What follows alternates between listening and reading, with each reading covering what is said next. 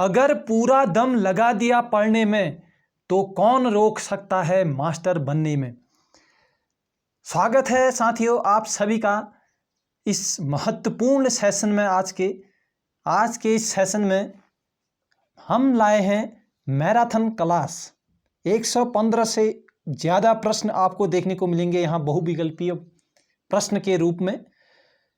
तो तैयार हो जाइए साथियों। शिक्षण अभिरुचि के इस महत्वपूर्ण क्लास में 115 प्रश्न से ज़्यादा प्रश्न आपको देखने को मिलेंगे। तो कॉपी पेन नोट अपने साथ ले लीजिए हैं, और अंत में बताइएगा कि आपके कितने प्रश्न सही बने। हो सकता है थोड़ा वीडियो लंबी बने तो आप बीच में ब्रेक भी ले सकते हैं, और मैं तो बिना ब्रेक के शुरू करने जा रहा हूं इस क्लास को। साथियों जैसा कि आपको मालूम है कि 8 अगस्त को ये एग्ज़ाम होने वाला है, तो अब हमारे पास बहुत कम समय रह चुका है। तो इस समय में आपको ज़्यादा से ज़्यादा रिवीजन पर ध्यान देना चाहिए। जो चीज़ आपने पढ़ा है उस चीज़ को ज़्यादा से ज़्यादा रिवीजन कीजिए, है ना। जितना रिवाइज हो सकता है आपका सिलेबस आपसे, उतना उसको रिवाइज कीजिए। अब फालतू का जो आपने नहीं पढ़ा है उसको कम पढ़ने की कोशिश कीजिए, क्योंकि आपने जो पढ़ा है वो बहुत महत्वपूर्ण आपने पढ़ा है। ठीक है, आपको स्वयं पर विश्वास होना चाहिए साथियों, कॉन्फिडेंस होना चाहिए। अगर आपको कॉन्फिडेंस है तो आपको कोई नहीं हरा सकता। ठीक, तो एक सीट जरूर मिलेगी, और अपने आप पर संयम रखिए, धैर्य रखिए, और विश्वास जरूरी है साथियों। तो चलिए शुरू करते हैं आज की इस क्लास को। उससे पहले अगर चैनल पर नए आए हैं या फिर अभी तक सब्सक्राइब नहीं किया तो सब्सक्राइब ज़रूर कर लें साथियों। मैं आपके लिए बहुत मेहनत कर रहा हूं, है ना। इस महत्वपूर्ण समय में आपको इतना समय दे रहा हूं। मैं सुबह से इन प्रश्नों के साथ लगा हूं। आज साथियों आज का पूरा दिन मैंने इन प्रश्नों पर लगाया है। बहुत महत्वपूर्ण प्रश्नों को मैं लेके आया हूँ। ठीक, इससे आपको अपनी तैयारी का आकलन करने में काफ़ी मदद मिल जाएगी। तो चलिए शुरू करते हैं, और लाइक ज़रूर करना साथियों। इससे मुझे थोड़ा सा ये विश्वास हो जाता है कि मैं कुछ अच्छा कर रहा हूँ और आप लोगों को थोड़ा फ़ायदा मिल रहा है। तो कितने लोग हैं जो वीडियो को कंटिन्यू देख रहे हैं, तो इस चीज़ का मेरे को लाइक से अनुभव प्राप्त हो जाता है। चलिए तो शुरू करते हैं। प्रश्न नंबर 1, ज़्यादा समय लेते नहीं हैं क्योंकि बहुत लंबी वीडियो बनने वाली है। 120 प्रश्नों के समथिंग इस क्लास में प्रश्न होने वाले हैं। तो ज़्यादा डिस्क्राइब करने की कोशिश मैं नहीं करूँगा प्रश्नों को, क्योंकि बहुत ज़्यादा लंबी वीडियो हो जाएगी वरना। तो इसको ज़्यादा से ज़्यादा 1 घंटे में समाप्त करने की कोशिश रहेगी वीडियो को। तो अब मुझे भी नहीं लगता कि आपको ज़्यादा डिस्क्राइब उत्तर आंसर चाहिए आपको प्रश्नों के। तो अब आप लोग खुद एक अच्छे लेवल पर पहुंच चुके हैं। यहाँ से आपको अब खुद आंसर मिल जाएंगे, है ना। चलिए, समावेशी कक्षा की मुख्य विशेषता है क्या है बताइए। प्रश्न नंबर 1, तो ऑप्शन आप लोग खुद पढ़िएगा। अगर आपको ज़्यादा समय चाहिए तो आप लोग वीडियो को पॉज कर लीजिएगा मेरे प्रश्न पढ़ते ही, क्योंकि मैं ऑप्शन नहीं पढ़ूंगा, सीधे आंसर जाएंगे। ठीक है, तो आप वीडियो को पॉज करते जाएंगे। तो प्रश्न नंबर 1, समावेशी कक्षा की मुख्य विशेषता है, तो इसका सही आंसर होगा ऑप्शन नंबर ए। शिक्षक कक्षा में विषम रूपता के द्वारा कक्षा आयोजित करता है। ठीक है, तो ये मुख्य विशेषता समावेशी कक्षा की है। ठीक, यानी कि शिक्षक कक्षा में विषम रूपता के द्वारा कक्षा आयोजित करता है, तो ये समावेशी कक्षा की है। बी ऑप्शन में देख लीजिए, शिक्षक निःशक्त बालकों पर विशेष ध्यान देता है। ऐसा कुछ नहीं होता है, सभी में उसको विशेष ध्यान देना होता है शिक्षक को। तो सी है, शिक्षक विशेषज्ञों की सहायता लेता है। विशेषज्ञों की सहायता की कोई आवश्यकता नहीं है समावेशी कक्षा की मुख्य विशेषता के अंतर्गत, क्योंकि शिक्षक ही एक विशेषज्ञ के तौर पर कार्य करता है समावेशी कक्षा के अंतर्गत। ठीक है, तो डी ऑप्शन है, शिक्षक निःशक्त बालकों के प्रति सहानुभूति दर्शाता है। सहानुभूति दर्शाने का कोई मतलब नहीं है। ठीक है, तो ये चीज़ तो बिल्कुल गलत है, तो ए ऑप्शन सही है। प्रश्न नंबर 2, निम्नलिखित में से कौन सा युग्म गलत है, तो आप ऑप्शन पढ़ लीजिएगा, मैं सही आंसर बताने जा रहा हूं। ऑप्शन नंबर डी, सामाजिक अधिगम सिद्धांत यानी कि ब्रूनर, गलत युग्म। ठीक है, गलत युग्म का चयन करना है। तो चिन्ह टॉलमैन सही है। क्षेत्र अधिगम लिविंग, ये भी ठीक है। और प्रयत्न एवं त्रुटि का सिद्धांत थॉर्नडाइक, ठीक है। तो डी ऑप्शन सामाजिक अधिगम सिद्धांत। चलिए बढ़ते हैं प्रश्न नंबर 3 की ओर। तो आप लोग बताइएगा कि सामाजिक अधिगम सिद्धांत तो हमारे किन्होंने दिया है, बंडूरा महोदय ने, है ना। तो ब्रूनर महोदय ने क्या दे रखा है ये कमेंट कीजिएगा, कौन सा सिद्धांत दिया है ब्रूनर या किस चीज़ से संबंधित है। प्रश्न नंबर 3, विद्यार्थियों में श्रम की स्फूर्ति का विकास करने के लिए, चलिए ऑप्शन पढ़िए और आंसर दीजिए। तीसरे का सही आंसर होगा सी ऑप्शन। समय समय पर विद्यार्थियों को श्रम करने का अवसर देना पड़ेगा, ठीक है। अगर विद्यार्थियों को टाइम पर उनको श्रम करने का अवसर आप अगर देंगे तो उनमें श्रम की स्फूर्ति का विकास अवश्य रूप से होगा। चलिए बढ़ते हैं प्रश्न नंबर 4 की ओर। सीखने के वक्र, चलिए इसका सही आंसर है ऑप्शन नंबर ए, सीखने की प्रगति के सूचक होते हैं, ठीक है। सीखने की प्रगति के सूचक हैं सीखने के वक्र। प्रश्न नंबर 5, अधिगम का भिन्न सिद्धांत है, बताइए।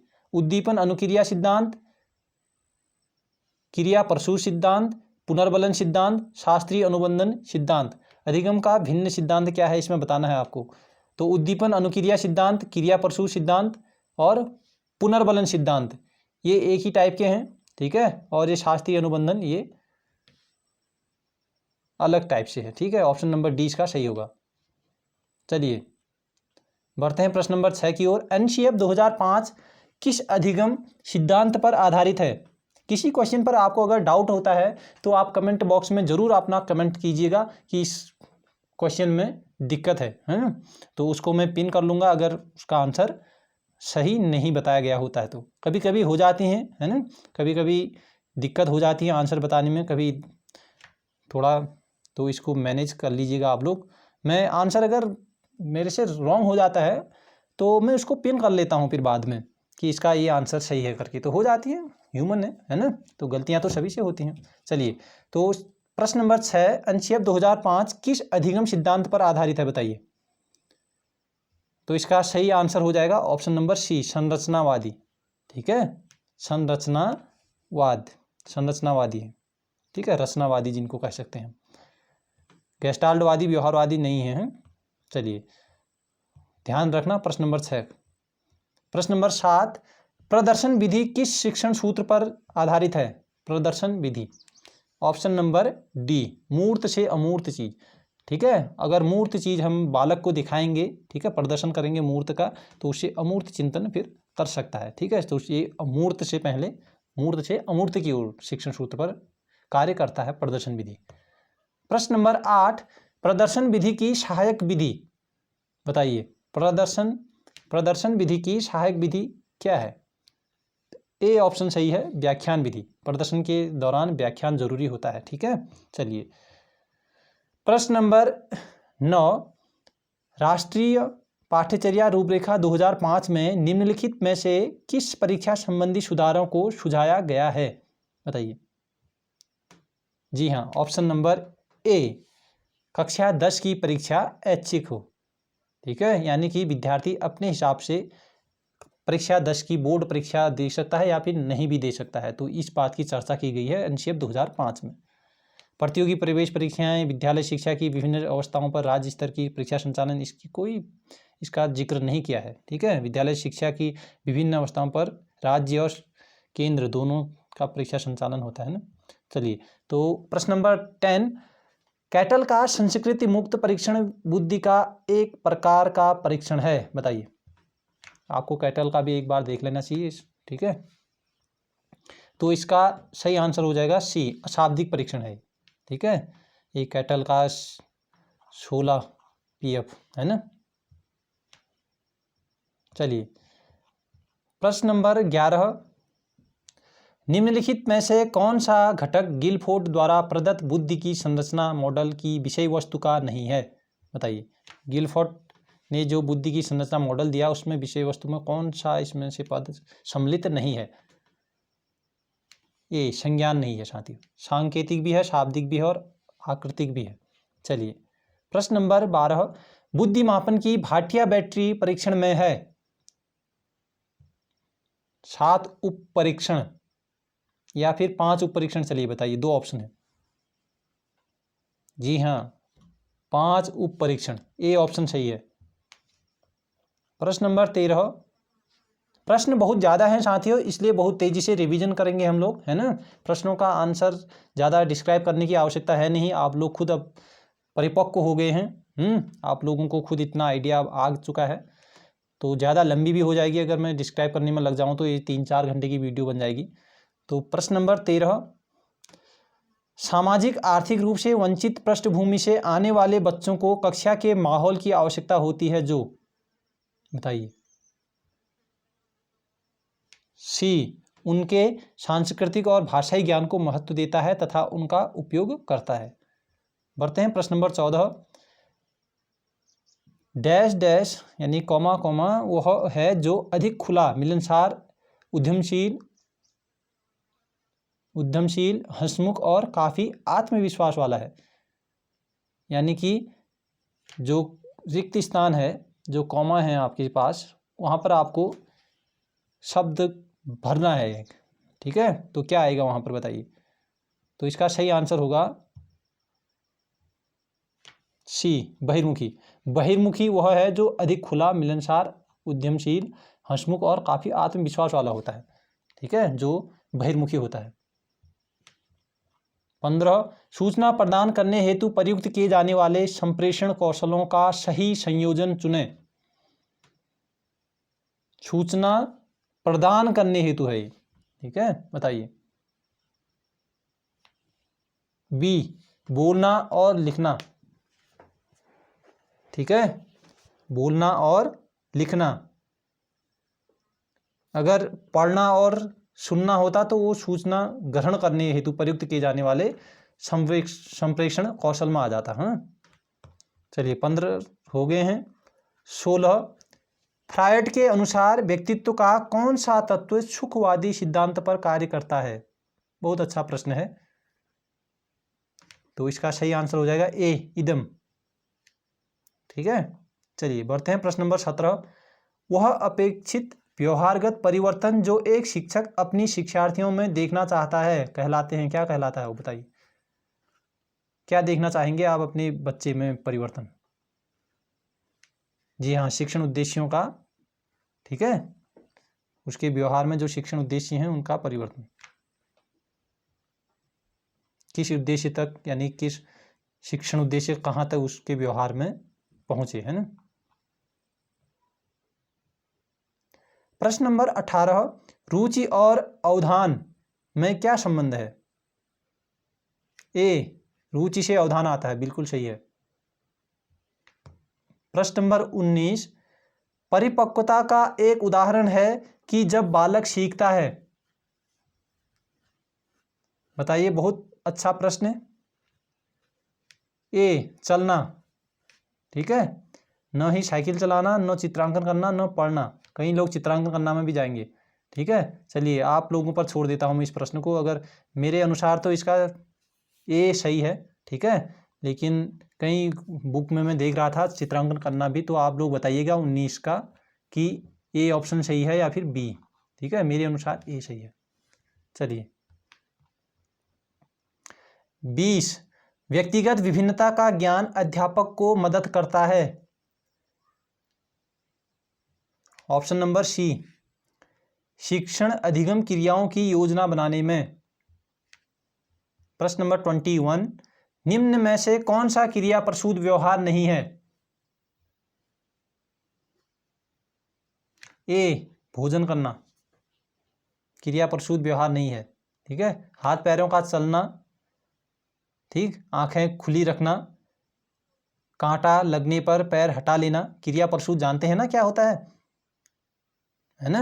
एकदम से क्रिया प्रसूत, बताइए क्रिया प्रसूत अनुबंधन सिद्धांत किसने दिया, स्किनर महोदय ने। स्किनर ने किस पर किया, चूहे पर, है ना।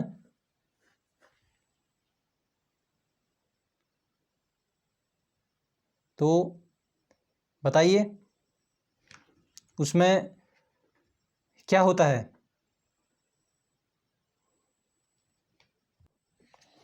प्रत्येक क्रिया के बाद ही क्या होता है, उसको पुनर्बलन मिलता है ना। जब क्रिया करता है तो हाथ पैरों का चलना, आंखें खुली रखना, कांटा लगने पर पैर हटा लेना, ये सभी क्या हैं, क्रिया व्यवहार के अंतर्गत आ जाते हैं। ठीक है, कोई प्रतिक्रिया क्रिया होती है तो उसके बदले में प्रतिक्रिया होती है, ये होता है क्रिया प्रसूत। ठीक, तो भोजन करना इसका क्रिया प्रसूत के अंतर्गत नहीं आता है। ठीक, तो ए ऑप्शन सही हो जाएगा। प्रश्न नंबर 22, गार्डनर के बहुबुद्धि सिद्धांत के अंतर्गत स्थानिक चित्रों को मानसिक रूप से परिवर्तित करने की क्षमता कहलाती है। बताइए, बहुबुद्धि सिद्धांत गार्डनर, और बहुतत्व कौन है, थॉर्नडाइक। स्थानिक चित्रों को मानसिक रूप से परिवर्तित करने की क्षमता, डी स्थानिक। ठीक है, स्थानिक खुद ही बोल रहा हूं। चलिए, प्रश्न नंबर 23, बुद्धि के संबंध में निम्न में से कौन सा सही नहीं है। बताइए, क्या हो जाएगा, ए बुद्धि वंशक्रम और पर्यावरण की देन है। कौन सा सही नहीं है पूछा है साथियों। तो बुद्धि वंशक्रम और पर्यावरण की देन है, ऐसा कुछ नहीं है। जीवन प्रयत्न होता है बुद्धि की लंबवत वृद्धि। बुद्धि लिंग भेद नहीं करती है, बिल्कुल नहीं करती। बुद्धि पर किसी जाति या समूह का जन्मसिद्ध अधिकार नहीं होता है, नहीं होता है। ठीक है, चलिए, प्रश्न नंबर 24, एक महिला ने भोजन प्राप्त करने के लिए अपने बच्चे को बेच दिया। बेच दिया। इस घटना को किस सिद्धांत के आधार पर समझा जा सकता है। बताइए, बताइए। ऑप्शन नंबर सी, आवश्यकता का सिद्धांत। ठीक है, मैस्लो का सिद्धांत। चलिए, 25, सीखने कौमा आकलन। ठीक, आकलन और अनुदेशन के बीच फिर यहाँ पर आपको फिल करना है कि सुदृढ़ीकरण द्वारा सीखने को प्रभावित करता है। क्या आएगा बताइए। जी हाँ, ऑप्शन नंबर सी, सीखने के लिए, सीखने के लिए आकलन। आकलन और अनुदेशन के बीच संबंधों के सुदृढ़ीकरण द्वारा सीखने को प्रभावित करता है। ठीक है, बढ़ते हैं प्रश्न नंबर 26, वह कौन सा स्थान है जहां बच्चे के संज्ञानात्मक विकास यानी कि ज्ञानात्मक विकास को सबसे बेहतर तरीके से परिभाषित किया जा सकता है। जी हाँ, ऑप्शन नंबर बी, विद्यालय एवं कक्षा पर्यावरण। यहाँ ज्ञानात्मक विकास सबसे बेहतर तरीके से होता है। ठीक है, अगर शारीरिक विकास की बात आती तो वहाँ फिर खेल का मैदान आता। चलिए, 27, शिक्षक ने रीता से कहा कि उसने गृह कार्य पूरा नहीं किया है अथवा उसे खेल की कक्षा से वंचित रखा जाएगा। ठीक है, ये उदाहरण किसका है बताइए। धनात्मक पुनर्बलन है क्या, नकारात्मक पुनर्बलन, या मूर्त पुरस्कार, या दंड का। जी हाँ, अगर ऑप्शन नंबर आप डी में गए हैं तो बिल्कुल राइट हैं आप।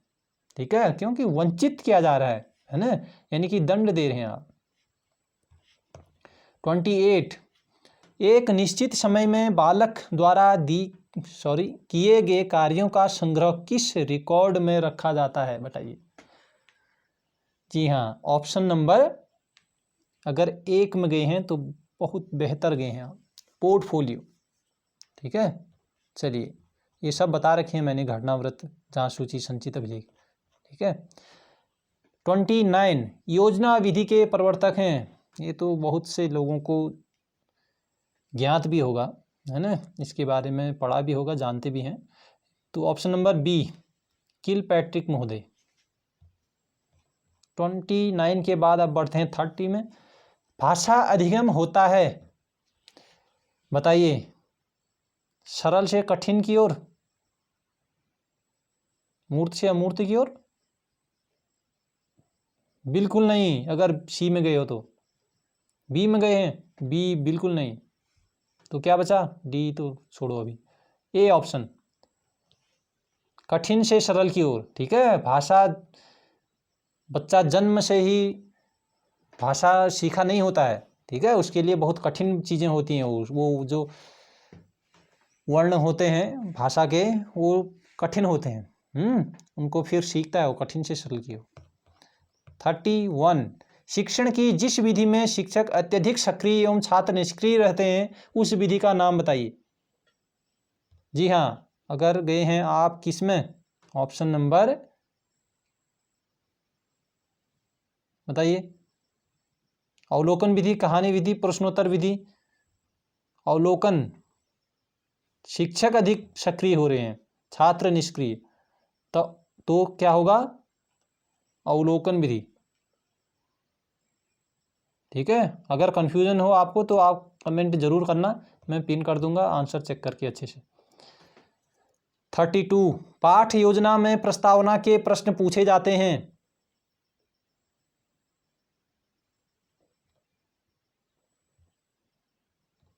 बताइए,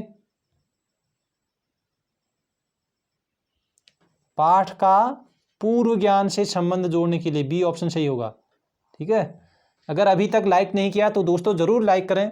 ठीक है, मेरा ये प्रयास आपको कैसा लगता है इसको कमेंट बॉक्स में ज़रूर बताएं। आपके कमेंट पढ़ने पर ही मेरे को इस काम के प्रति उत्सुकता और बढ़ती है, आप लोगों के लिए कुछ बेहतर करने का जुनून मेरे अंदर और पैदा होता है ना। बहुत अच्छे अच्छे कमेंट आते हैं आप लोगों के लिए, आप लोगों के हैं, और उन्हीं कमेंटों के वजह से मैं आज आप लोगों के लिए इतना वर्क कर पा रहा हूँ।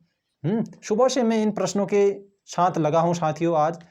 और चलिए ठीक है, और सब्सक्राइब नहीं किया है तो ये तो फिर आप सोच लो सब्सक्राइब करना चाहिए या फिर नहीं करना चाहिए, है ना। सब्सक्राइब से ये क्या है कि मुझे लगेगा कि इतने लोग मेरे साथ जुड़े हुए हैं, एक अच्छी मेरे को भी एक थोड़ा मोटिवेशन मिलेगा कि मेरे साथ इतने लोग जुड़े हैं। चलिए, प्रश्न नंबर 33, अध्यापक दृश्य साधनों का प्रयोग अध्यापन को निम्नलिखित बनाने के लिए करता है। बताइए। जी हाँ, ऑप्शन नंबर डी, रुचिकर बनाने के लिए। ठीक है,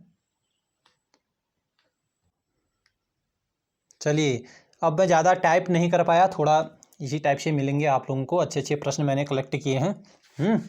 चलिए, तो इसमें तो मैंने 31, चलिए 31 डाल दिया, कोई दिक्कत नहीं, 33 हम कर चुके हैं वैसे भी, तो 31 से ही अभी इसको देख लें। 31 से ही आप लोग और 2 क्वेश्चन एक्स्ट्रा आप लोगों को मिल जाएंगे, 2-3 क्वेश्चन। ठीक, चलिए 31, ओहो कुछ तो दिक्कत है साथियों यहाँ पर, 1 मिनट साथियों, यहाँ पर है 16 वर्षीय बच्चा। हाँ, इसको ध्यान रखना, यहाँ है 16 वर्षीय बच्चा बुद्धि लब्धि परीक्षण में 75 अंक प्राप्त करता है तो उसकी मानसिक आयु कितनी वर्ष होगी। तो IQ का फॉर्मूला आप लोग लगा लेंगे ना। IQ बराबर क्या होता है, मेंटल एज MA/CA × 100। ठीक है, इसमें आप आंसर अपना लगा लीजिएगा। तो 16, तो मानसिक आयु इसकी निकल आएगी। ठीक है, तो MA = IQ 75/CA 16/100, तो इसको डिवाइड करेंगे तो इसका आंसर आ जाएगा डी। ठीक है, 12 वर्ष आ जाएगा, देख लेना आप लोग, सॉल्व कर लेना। ठीक, चलिए बढ़ते हैं 32 में। एक शिक्षिका अपने शिक्षार्थियों की विभिन्न अधिगम शैलियों को संतुष्ट करने के लिए वैविध्यपूर्ण कार्यों का उपयोग करती है, वह से प्रभावित है, किस चीज़ से प्रभावित है बताइए। बहुत अच्छा प्रश्न है। बी, गार्डनर के बहुबुद्धि सिद्धांत से। ठीक है, विभिन्न शैलियों को संतुष्ट करने के लिए वैविध्यपूर्ण कार्यों का उपयोग करती है। चलिए बढ़ते हैं प्रश्न नंबर 33।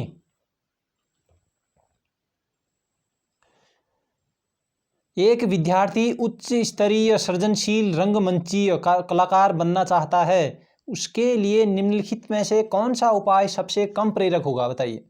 33 का बताइए। आप ऑप्शन पढ़ लीजिएगा, मैं आंसर बताने जा रहा हूं। ए, राज्य स्तरीय प्रतियोगिताओं को जीतने का प्रयास करना ताकि छात्रवृत्ति पाई जा सके। ठीक है, उच्च स्तरीय सृजनशील रंगमंचीय कलाकार बनना चाहता है वो। सबसे कम प्रेरक कौन होगा, ये चीज़ पूछा था। तो बी, अपने रंगमंचीय कलाकार साथियों के साथ सहानुभूतिपूर्ण, स्नेही तथा सहयोगी संबंध स्थापित या विकसित करना, ये तो उससे बेहतर ही है। सी है, रंगमंचीय कौशलों को अधिक समय देना जिनसे वह प्रफुल्लित होता है, तो ये भी उससे बेहतर ही है। संसार के श्रेष्ठ रंगमंचीय कलाकारों की निष्पत्ति से संबद्ध साहित्य पढ़ने के लिए तथा उससे सीखने के प्रयास के लिए कहना, तो ये भी ठीक ही है। तो ये ऑप्शन है हाँ इसका। चलिए बढ़ते हैं 34 में। निम्नलिखित में से कौन सा प्रदत्त कार्य प्रतिभाशाली विद्यार्थी के लिए उपयुक्त है, बताइए। प्रतिभाशाली विद्यार्थी के लिए उपयुक्त है पूछा है। सी, विभिन्न विषयों को ध्यान में रखते हुए विज्ञान की एक नई आदर्शात्मक पुस्तक का निर्माण करना, यह है प्रतिभाशाली विद्यार्थी के लिए सबसे बेहतर उपयुक्त प्रदत्त कार्य। 35, प्रवाह, पूर्णता, व्याख्यता, मौलिकता और लचीलापन अपसारी चिंतन के साथ संबंधित रखता है। जी हाँ बिल्कुल, है ना, पढ़ने पर ही याद आ रहा है। ठीक है, सृजनात्मक बच्चे की ये क्या है, उनके गुण हैं, है ना। चलिए 36, प्रतिभाशाली शिक्षार्थियों को से जुड़े प्रश्नों पर अधिक समय देने के लिए कहा जा सकता है, किस चीज़ पर बताइए, विश्लेषण या समझ पर। चलिए 2 ऑप्शन रखे हैं, या सर्जन पर। चलिए 3 ऑप्शन है। आप विश्लेषण पर जा रहे हैं ना, सर्जन पर प्रतिभाशाली। ठीक है, सी ऑप्शन सही होगा। कुछ डाउट है तो आप लोग जरूर बताइए सी और डी में। ठीक है,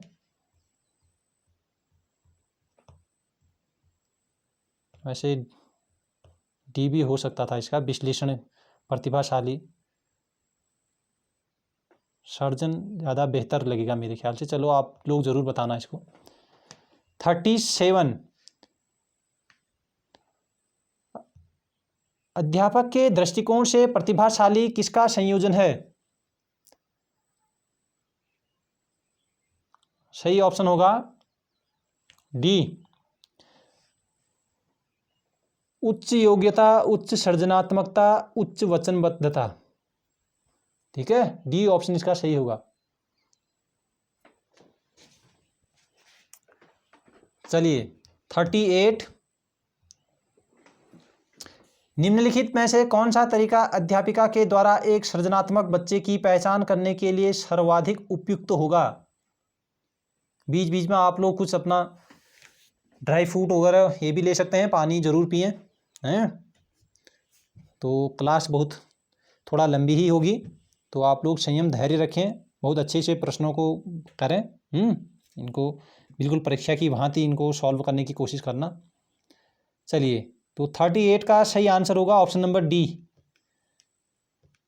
बच्चे का विस्तृत रूप से अवलोकन करना, विशेष रूप से उस समय जब वह समस्याओं को हल करती है। 39, इनमें से कौन सी विशेषता प्रतिभाशाली बच्चों या प्रतिभाशाली बच्चों की नहीं है। 39 का सही आंसर हो जाएगा ऑप्शन नंबर सी, निम्न औसतीय मानसिक प्रक्रियाएं, ये विशेषता प्रतिभाशाली बच्चों की नहीं है। उच्च आत्म क्षमता, उच्च श्रेणी की मानसिक प्रक्रिया और अंतर्दृष्टिपूर्वक समस्याओं का समाधान करना, ये प्रतिभाशाली बच्चों की पहचान होती है। तो ऑप्शन नंबर सी सही हो जाएगा इसका। प्रश्न नंबर 40, बच्चे तब सर्वाधिक सृजनशील होते हैं जब वे किसी गतिविधि में भाग लेते हैं, बताइए। शिक्षक की डांट से बचने के लिए, डांट तो नेगेटिव चीज़ों को तो पहले ही हटा देना, पुरस्कार के लिए हटा दो। चलिए अब आपके पास 2 ऑप्शन है, बताइए। अपनी रुचि से, सी ऑप्शन। ठीक है, सर्वाधिक सृजनशील कब होंगे, जब अपनी रुचि से कुछ गतिविधि को कर रहे हैं, उनकी रुचि है उस गतिविधि को करने में, तब। 41, 140 और इससे ऊपर के स्तर का IQ रखने वाला व्यक्ति के रूप में जाना जाता है, बताइए। विलक्षण, अत्यंत बुद्धिमान या श्रेष्ठ, बताइए। 41 का सही आंसर होगा विलक्षण। ये बोलते हैं ना, ये विलक्षण बच्चा है, ये विलक्षण बालक है। 42 प्रतिभाशाली छात्र, बताइए।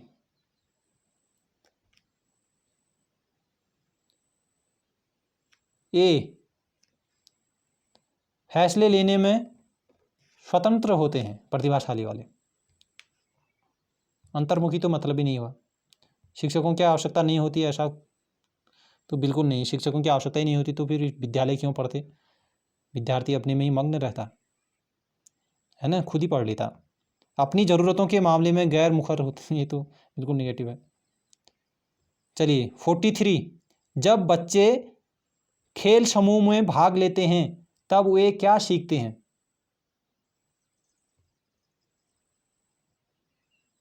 जी हाँ, ऑप्शन नंबर डी, उपयुक्त सभी। सहयोग भी सीखते हैं, प्रतिस्पर्धा, संघर्ष, ठीक ही है। चलिए बढ़ते हैं प्रश्न नंबर 44। बुद्धि लब्धांक सामान्यतः रूप से शैक्षणिक निष्पादन से संबंधित होते हैं। बहुत अच्छे प्रश्न हैं, ठीक है, तो इनको ज़रूर आप लोग अच्छे से इनको सॉल्व करने की कोशिश करें और मेरे आंसर बताने से पहले अपना आंसर गैस करें, उसको नोट कर लें, फिर आप चेक करें कि कितने प्रश्न आपके सही बन रहे हैं और जो प्रश्न सही नहीं हो रहे हैं उनको विशेष तौर पर उनको फिर दोबारा फिर से सॉल्व करने की कोशिश कीजिए, है ना, तो सब ठीक रहेगा, ज़्यादा टेंशन मत लीजिए। चलिए बुद्धि लब्धांक सामान्यतः क्या होती है बताइए, किस रूप से शैक्षणिक निष्पादन से संबंधित होते हैं। जी हाँ, अगर आप गए हैं ऑप्शन नंबर बी पर तो बहुत अच्छी बात है, बिल्कुल राइट गए हैं। तो उच्च बुद्धि लब्धांक सामान्यतः उच्च रूप से शैक्षणिक निष्पादन से संबंधित होती है। प्रश्न नंबर 45 बहुबुद्धि सिद्धांत निम्नलिखित निहितार्थ देता है शिवाय, बताइए किसके शिवाय बहुबुद्धि सिद्धांत ठीक है, बताइए।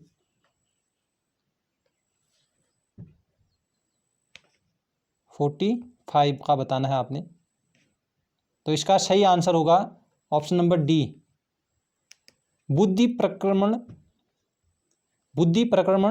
संक्रियाओं का एक विशिष्ट समुच्चय है जिसका उपयोग एक व्यक्ति द्वारा समस्या समाधानों के लिए किया जाता है, ठीक है। विषयों को विभिन्न तरीकों से प्रस्तुत किया जा सकता है बहुबुद्धि सिद्धांत के अंतर्गत, ठीक, तो इसका डी ऑप्शन सही है। जिसमें कन्फ्यूजन होगा आप लोग ज़रूर उसको पिन कर दीजिएगा, मैं ज़रूर आंसर देने की कोशिश करूँगा वहाँ पर, ठीक है। चलिए 46 एक समान जुड़वा भाइयों में से एक को सामाजिक आर्थिक रूप से धनाढ़, ठीक है, यानी कि रिच फैमिली द्वारा गोद लिया जाता है और दूसरे को एक निर्धन परिवार द्वारा। एक वर्ष के बाद उनके बुद्धि लब्धांक के बारे में निम्नलिखित में से क्या अवलोकित होने की सर्वाधिक संभावना है, बताइए। इसका सही आंसर होगा ऑप्शन नंबर डी, ठीक है। सामाजिक आर्थिक स्तर बुद्धि लब्धांक को प्रभावित नहीं करता, ठीक है, बुद्धि लब्धांक को प्रभावित नहीं करता है। 47 शारीरिक गतिक बुद्धि रखने वाले बच्चे की अंतिम अवस्था निम्नलिखित में से कौन सी हो सकती है, बताइए। जी हाँ, ऑप्शन नंबर सी, शल्य चिकित्सक। शारीरिक गतिक बुद्धि बोल रहा है, ठीक है, तो शल्य चिकित्सक आ जाएगा। 48 बुद्धि लब्धांक के आधार पर विभिन्न समूहों में विद्यार्थियों का वर्गीकरण उनकी स्वगरिमा को, ठीक है, बढ़ाता है या घटाता है और उनके शैक्षणिक निष्पादन को बढ़ाता है घटाता है, ये चीज़ बताना है आपने। चलिए बताइए 48 का क्या आएगा रिक्त स्थान पर। जी हाँ, अगर गए हैं आप ऑप्शन नंबर डी पर बिल्कुल सही गए हैं। बुद्धि लब्धांक के आधार पर विभिन्न समूह में विद्यार्थियों का वर्गीकरण उनकी स्वगरिमा को घटाता है और उनके शैक्षणिक निष्पादन को प्रभावित नहीं करता है, ठीक हो गया। चलिए बढ़ते हैं प्रश्न नंबर 49 की ओर। रेवन का प्रोग्रेसिव मैट्रिसेस परीक्षण का उदाहरण, किस परीक्षण का उदाहरण है बताइए। बहुत अच्छा प्रश्न है। बी, संस्कृति मुक्त बुद्धि लब्धांक। बहुत अच्छा प्रश्न है, रेवन का प्रोग्रेसिव मैट्रिसेस परीक्षण। प्रश्न नंबर 50, सतत और व्यापक मूल्यांकन की योजना में व्यापक शब्द के अलावा निम्नलिखित के द्वारा समर्थित किया जाता है बताइए। Option number C, JP Guilford का बुद्धि संरचना का सिद्धांत। 51, चलिए रिक्त स्थान की जगह पर क्या आएगा बताना है आपने। के अतिरिक्त बुद्धि के निम्नलिखित पक्षों को स्टेनबर्ग के त्रितंत्र सिद्धांत में संबंधित किया गया है बताइए। यानी कि त्रितंत्र में कौन से 3 संबंधित हैं, उनके अलावा एक जो है संबंधित नहीं है, स्टेनबर्ग के त्रितंत्र से जो नहीं है संबंधित, उसको बताना है आपने। जी हाँ, ऑप्शन नंबर 20 सामाजिक नहीं है।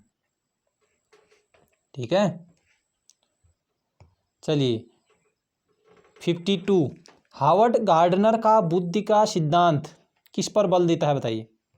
बहुत अच्छा प्रश्न, बहुत अच्छे प्रश्न यहाँ पर आ रहे हैं। बुद्धि तो पूरा चैप्टर ही फिनिश हो जाएगा इन प्रश्नों के माध्यम से। कुछ बुद्धि के बहुत अच्छे प्रश्न यहाँ पर कलेक्ट किए गए हैं।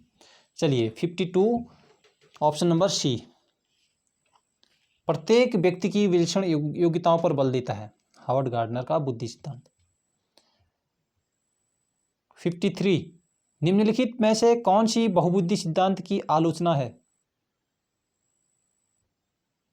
जी हाँ, ऑप्शन नंबर ए, बहुबुद्धि केवल प्रतिभाएं हैं जो पूर्ण रूप से बुद्धि में विद्यमान रहती हैं।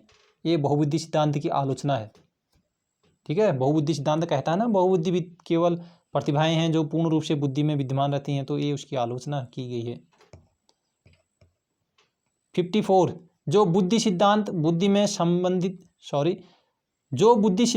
बुद्धि में सम्मिलित मानसिक प्रक्रियाओं जैसे पराघटक और बुद्धि द्वारा किए जा सकने वाले विविध रूपों जैसे सृजनात्मक बुद्धि को शामिल करता है, वह है क्या है बताइए। मानसिक प्रक्रियाओं बताइए। बी, जी हाँ, स्टेनबर्ग का बुद्धिमत्ता का त्रितंत्र सिद्धांत। बहुत अच्छे प्रश्न हैं। ठीक है, 55, निम्नलिखित में से कौन सा आलोचनात्मक दृष्टिकोण बहुबुद्धि से संबंधित या संबंध नहीं है। ए, सॉरी क्या होगा बताइए। ये नहीं होगा, सी हो जाएगा। प्रतिभाशाली विद्यार्थी प्रायः एक क्षेत्र में ही अपनी विशिष्टता प्रदर्शित करते हैं, ये संबंधित नहीं है। 56, बहुबुद्धि सिद्धांत को वैध नहीं माना जा सकता क्योंकि। जी हाँ, ए, विशिष्ट परीक्षणों के अभाव से भिन्न बुद्धियों को मापन संभव नहीं है। विशिष्ट परीक्षणों के अभाव से, ठीक है, विशिष्ट परीक्षणों के अभाव में भिन्न बुद्धियों का मापन संभव नहीं है, इसीलिए बहुबुद्धि सिद्धांत को वैध नहीं माना जाता। 57, एक 11 वर्षीय बच्चे ने स्टैनफोर्ड बीने बुद्धि मापनी में 130 अंक पाए।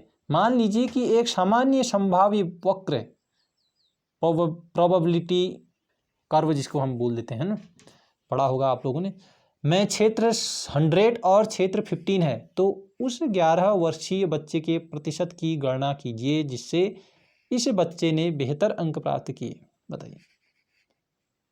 बहुत अच्छे प्रश्न। जी हाँ, ये बहुत नए नए प्रश्न भी आपको देखने को मिल रहे होंगे, घबराना नहीं है आप लोगों ने, एक बार देख लिया इनको, है ना। हो सकता है इनमें से एक आध प्रश्न अगर वहाँ आ जाए तो मेरिट बनाने वाले प्रश्न यही होंगे साथियों वहाँ पर। ठीक है, तो ऐसे प्रश्नों को अगर कहीं से मिल रहे हैं तो आप लोगों को छोड़ना नहीं है, इनको ज़रूर अटेम्प्ट करना है। चलिए बढ़ते हैं प्रश्न नंबर 58 में। निम्नलिखित में से कौन सा निरीक्षण हार्वर्ड गार्डनर के बहुबुद्धि सिद्धांत का समर्थन करता है? कुछ प्रश्न बुद्धि से ही होंगे, तो बुद्धि चैप्टर हमारा बहुत अच्छे से क्लियर भी हो जाएगा। एक दो प्रश्न देखने को मिल जाएंगे 8 अगस्त के एग्जाम में हमें बुद्धि से। निम्नलिखित में से कौन सा निरीक्षण हार्वर्ड गार्डनर के बहुविध यानी कि बहुबुद्धि सिद्धांत का समर्थन करता है, ये बताना है। आज मैं भी काफ़ी थक गया हूँ साथियों, है ना, बहुत ज़्यादा वर्कलोड हो गया आज मेरे को, ठीक, इसलिए थोड़ा सा माइंड भी मेरा उतना ज़्यादा अभी काम कर नहीं रहा है, थोड़ा सा कम ही कर रहा है? काफ़ी तनाव माइंड में, कुछ सर दर्द टाइप से है। चलिए कोई नहीं, ठीक हो जाएगा, ऐसा कुछ नहीं है। चलिए, तो 58 का क्या हो जाएगा सही आंसर? Option number A. तो मैंने सुबह ही आपको सूचित कर दिया था कि आपके लिए वीडियो बनाऊंगा, इसलिए मुझे ज़रूर बनानी ही पड़ी है आप भी। तो जैसे कि मैं अपने वर्क से काफ़ी ज़्यादा वर्कलोड हो गया था, तो मैं हो सकता था वीडियो अपलोड कल करता, लेकिन मैंने कहा कि नहीं, आज तो जब इतना हो ही गया तो अब तो अपलोड कर ही देना चाहिए, और मैंने पहले ही बताया भी है ना। तो जो चीज़ आप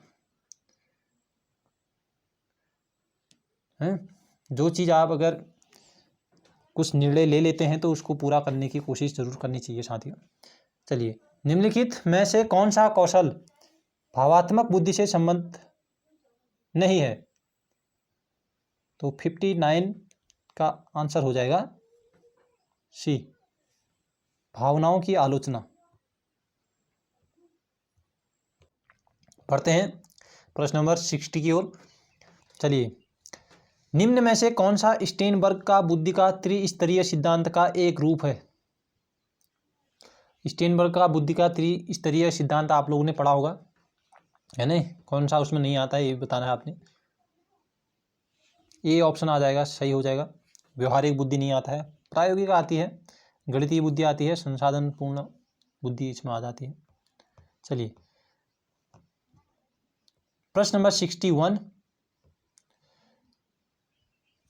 किसने सबसे पहले बुद्धि परीक्षण का निर्माण किया? बी ऑप्शन सही हो जाएगा, अल्फ्रेड बी ने। 62, निम्न में से कौन सा कौशल संवेगात्मक बुद्धि से संबंधित है? ऑप्शन नंबर डी सही हो जाएगा, सहानुभूति देना। 63, बहुबुद्धि सिद्धांत के संदर्भ में एयरफोर्स पायलट बनने के लिए निम्नलिखित में से कौन सी बुद्धि की आवश्यकता है? तो गतिक होना चाहिए, है ना? Option number C. बढ़ते हैं 64, बुद्धि की स्पीयरमैन परिभाषा में कारक जी है, बताइए। एस और जी कारक दिए हैं ना बुद्धि स्पीयरमैन ने, बताइए। जी हाँ, 64 आंसर सी हो जाएगा, बिल्कुल। सामान्य बुद्धि। 65, संवेगात्मक बुद्धि बहुबुद्धि सिद्धांत के किस क्षेत्र के साथ संबंधित हो सकती है? बताइए।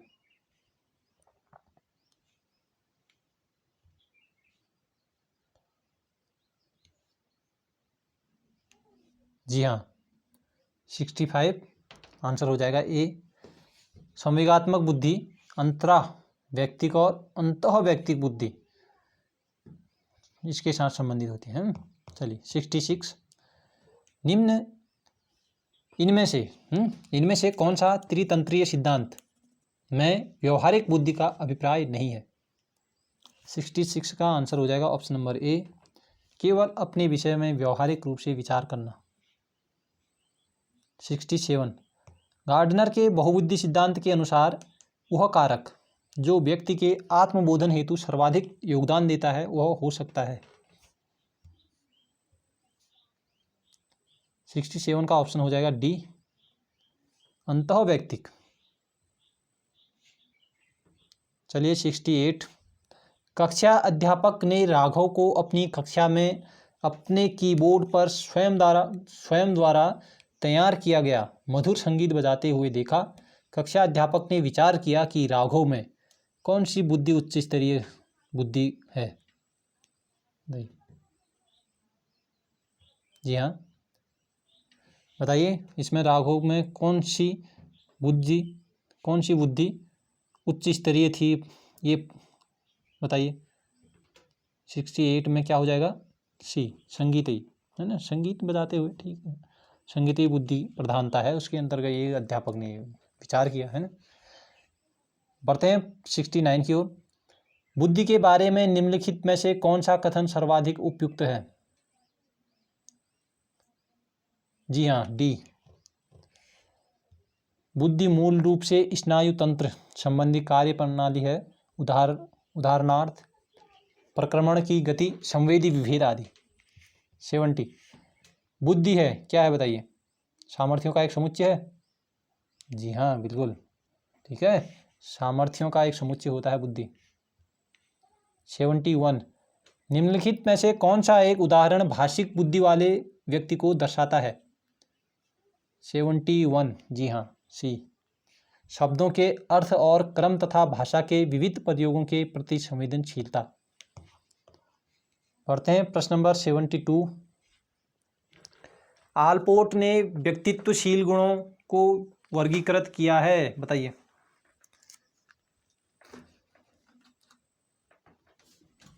जी हाँ, 72 ऑप्शन नंबर, अगर ए में गए हैं तो बहुत अच्छी बात, बिल्कुल सही गए हैं आप। कार्डिनल शील गुण, केंद्रीय शील गुण और कौण शील गुण। 73 जब हम व्यवहार का अध्ययन विषयों की बड़ी संख्या में विद्यमान सामान्य नियमों के संदर्भ में करते हैं तो हम मूलतः प्रयोग कर रहे होते हैं, बताइए। 73 ऑप्शन नंबर ए, नियमान्वेषी उपागम का, नियमों का पूछ रहा है, हम बता रहा है ना, वो नियमों के संदर्भ में देखिए, ठीक है। प्रश्नों के शब्दों को समझिए, शब्दों को पकड़िए, वहां से भी बहुत से आंसर मिल जाते हैं हमें। 74 जब एक अध्यापक अपनी कक्षा को क्षेत्र यात्रा पर लेकर जाता है और वापस आने के बाद विद्यार्थियों से उस यात्रा के बारे में चर्चा करता है तो यह कहलाता है, क्या कहलाता है, बताइए। ऑप्शन नंबर सी, आकलन का सीखना, ठीक है। आकलन जो कर रहा है उसका आकलन का सीखना कहलाएगा क्षेत्र यात्रा पर, या सीखने का आकलन, बताइए। इसमें डाउट लग रहा है ना। 74 सीखने का आकलन या आकलन का सीखना, तो आप लोग कमेंट करेंगे, मैं आप लोगों पर छोड़ दे रहा हूँ ये, ठीक है। इसका सी है या फिर डी है, ये सीखने का आकलन भी लग रहा है ना, तो कहीं बुक में आकलन का सीखना दिया है, तो 74 का आप बताएंगे। निम्नलिखित में से किस प्रकार के मूल्यांकन में अनुदेश के समय शिक्षक तथा विद्यार्थी दोनों को प्रतिपुष्टि प्रदान करने के लिए अधिगम प्रक्रिया का आकलन किया जाता है?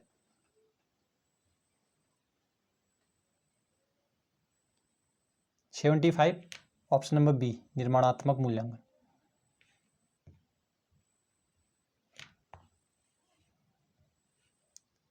अब देखते हैं 76 की ओर।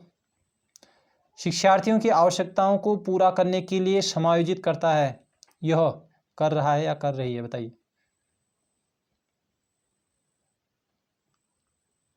ऑप्शन नंबर सी, सीखने के लिए आकलन, यानी कि सीखने के लिए आकलन शिक्षार्थियों की आवश्यकताओं को पूरा करने के लिए समायोजित करता है, ठीक है। प्रश्नों को अच्छे से समझना चाहिए, एक नहीं दो बार पढ़िए क्वेश्चन। 77 वे शिक्षक जो विद्यालय आधारित आकलन के अंतर्गत कार्य करते हैं, डी। क्या है, अब दिख रहा होगा आप लोगों को, चलिए, तो इसका सही आंसर होगा ऑप्शन नंबर डी, व्यवस्था के लिए स्वामित्व की भावना रखते हैं। 78 ग्रेड अंकों से कैसे अलग हैं, यह प्रश्न निम्न में से किस प्रकार के प्रश्नों से संबंध रखता है? तो ये विश्लेषण है, बताइए। 78, जी हाँ, विश्लेषणात्मक विश्लेषण हो रहा है ना। चलिए 79, सीखने के लिए आकलन क्या होता है बताइए। जी हाँ, अभिप्रेरणा को बढ़ावा देता है। ठीक है, सीखने के लिए आकलन अभिप्रेरणा को बढ़ावा देता है। 80, विद्यालय आधारित आकलन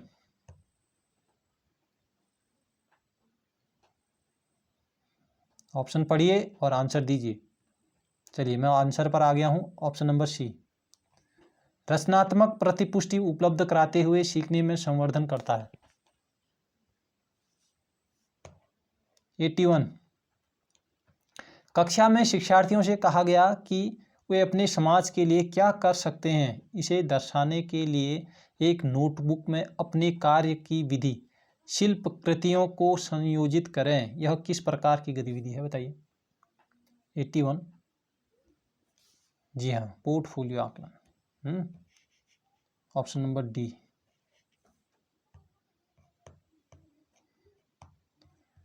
चलिए बढ़ते हैं 83 की ओर। अधिगम में आकलन किस लिए आवश्यक होता है? ऑप्शन पढ़िए, आंसर दीजिए। बी, प्रेरणा के लिए। अधिगम में आकलन प्रेरणा के लिए आवश्यक होता है, पृथक्करण और श्रेणीकरण के लिए नहीं, उनको प्रोत्साहन देने के लिए नहीं होता। 84, शिक्षण में अध्यापकों के द्वारा विद्यार्थियों का आकलन इस अंतर्दृष्टि को विकसित करने के लिए किया जा सकता है बताइए।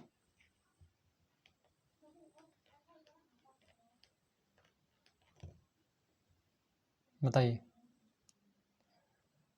84, ऑप्शन नंबर बी, शिक्षार्थियों की आवश्यकता के अनुसार शिक्षण उपागम में परिवर्तन करना। 85, सतत एवं व्यापक मूल्यांकन किस लिए आवश्यक है?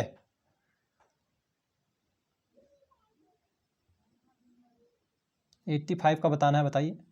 जी हाँ, सी में गए हैं तो बिल्कुल सही। यह समझने के लिए कि अधिगम का किस प्रकार अवलोकन किया जा सकता है, दर्ज किया जाता है, वह सुधार किया जा सकता है। 86, एक बहुसांस्कृतिक कक्ष में एक अध्यापिका सुनिश्चित करती या करेगी कि आकलन निम्नलिखित में सम्मिलित हो। 86, ऑप्शन नंबर डी, अपने विद्यार्थियों की सामाजिक सांस्कृतिक पृष्ठभूमि। 89 में आइए, निम्नलिखित में से कौन सी आकलन पद्धति विद्यार्थी की सर्वोत्तम क्षमता को पोषित करेगी। 87,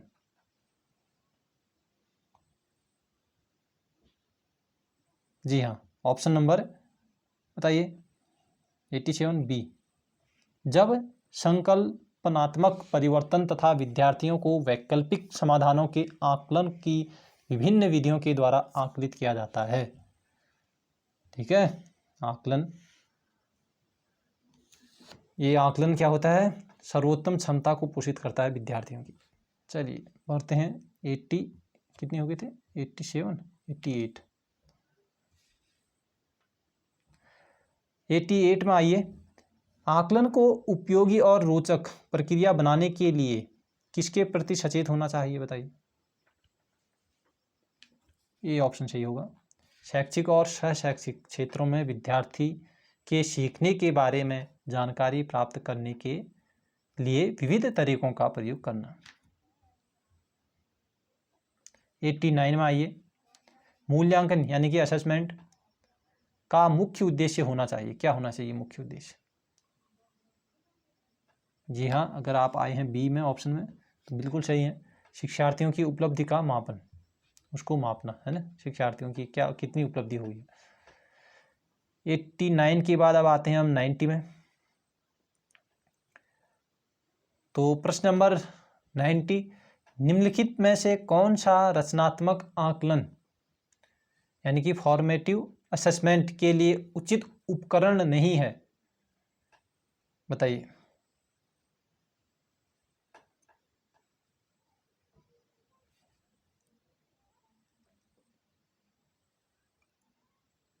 जी हाँ, ऑप्शन नंबर सी,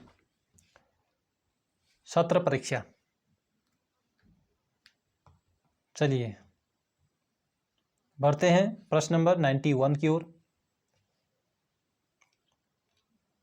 क्रिस्टीना अपनी कक्षा को क्षेत्र भ्रमण पर ले जाती है और वापस आने पर अपने विद्यार्थियों के साथ भ्रमण पर चर्चा करती है। यह किसकी ओर संकेत करता है, बताइए।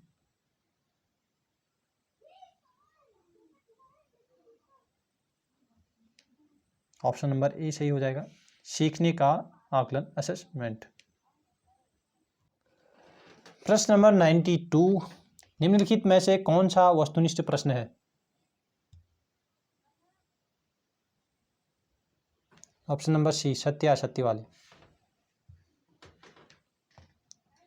93, एक शिक्षक प्रश्न पत्र बनाने के बाद यह जांच करता है कि क्या प्रश्न परीक्षण के विशिष्ट उद्देश्यों की परीक्षा ले रहे हैं। वह मुख्य रूप से प्रश्न पत्र की या के बारे में चिंतित है। किसके बारे में चिंतित है, बताइए। 93, ऑप्शन नंबर ए, संपूर्ण विषय वस्तु को शामिल करने। प्रश्न नंबर 94, विद्यालय आधारित आकलन मुख्य रूप से किस सिद्धांत पर आधारित होता है, बताइए। जी हाँ, ऑप्शन नंबर ए सही हो जाएगा, बाह्य परीक्षकों की अपेक्षा शिक्षक अपने शिक्षार्थियों की क्षमताओं को बेहतर जानते हैं। बहुत अच्छी बात है ना। 94 का ए हो जाएगा सही। 95, निम्नलिखित में से कौन सा सीखने का क्षेत्र है? अनुभविक, भावात्मक, आध्यात्मिक, व्यावसायिक, बताइए। 45, सॉरी 95 हो गए हैं। 95, अनुभविक, अनुभव के अनुसार, ठीक है नहीं, ये ऑप्शन सही हो जाएगा। अब आते हैं 96 में, एक विद्यार्थी अपने समकक्ष व्यक्तियों के प्रति आक्रामक व्यवहार करता है और विद्यालय के मानदंडों को नहीं मानता। इस विद्यार्थी को किस चीज़ की आवश्यकता या किस चीज़ की सहायता की आवश्यकता है, बताइए। संज्ञानात्मक क्षेत्र की या मनोगत्यात्मक या भावात्मक, बताइए। 96 का बताइए सही आंसर, सी, भावात्मक क्षेत्र की। 97, व्यवहार का करना पक्ष किस में आता है, बताइए। जी हाँ, सी ऑप्शन बिल्कुल सही होगा, सीखने के गतिक यानी कि कोग्निटिव क्षेत्र में। 97 का ऑप्शन नंबर सी। अब आते हैं 98, सतत और व्यापक मूल्यांकन के लिए तार्किक आधार है, बताइए। 98, जी हाँ बताइए, सी, मानव व्यक्तित्व की समय प्रकृति। 99, एक शिक्षक एक भाषा इस्तेमाल करते हैं जिस पर वर्णन, भविष्यवाणी, स्पष्ट संक्षेपण, अनियमित और मूल्यांकन अंकित है। प्रकरण की समाप्ति पर वे पासा फेंकते हैं और पासे की स्थिति पर आधारित प्रश्न का उत्तर देने के लिए विद्यार्थियों से कहते हैं। शिक्षक क्या कर रहा है यहाँ, बताइए। कौन सा आकलन हो रहा है?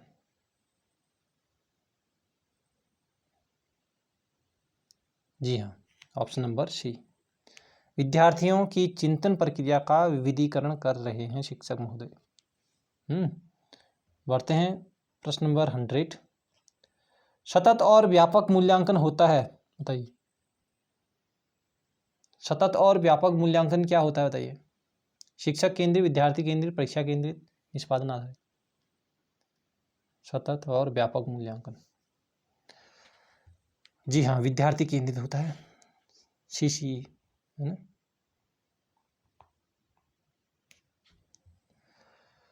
तो साथियों 100 तक हमने बना लिए हैं। तो आज मैं काफ़ी थका हुआ हूँ और सच बताऊँ तो मेरा दिमाग मतलब बहुत सर दर्द है। और इस सर दर्द में इसमें भी मैं फिर भी काम कर रहा हूँ आप लोगों के लिए, है ना। लेकिन अब आगे 101 102 अभी कितने हैं, 115 प्रश्न तक और थे, है ना।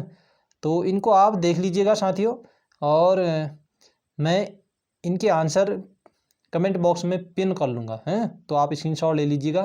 काफ़ी सर दर्द हो गया है साथियों।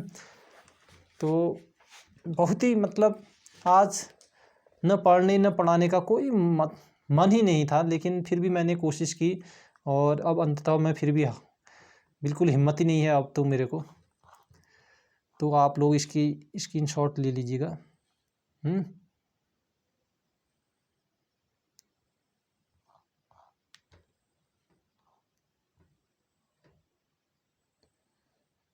तो कई लोग टेलीग्राम चैनल में PDF देने की मांग करते हैं, तो मैं कोशिश करूँगा अभी टेलीग्राम में चैनल बनाने का। तो आप लोग इसको स्क्रीनशॉट ले लीजिएगा। तो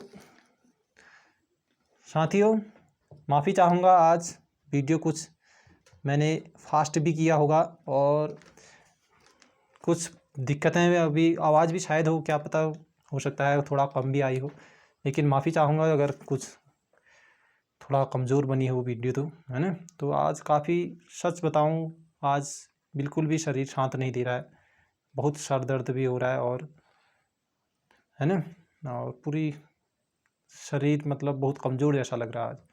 तो दोस्तों, मिलते हैं फिर अगली वीडियो में, है ना। चलिए, बहुत बहुत धन्यवाद।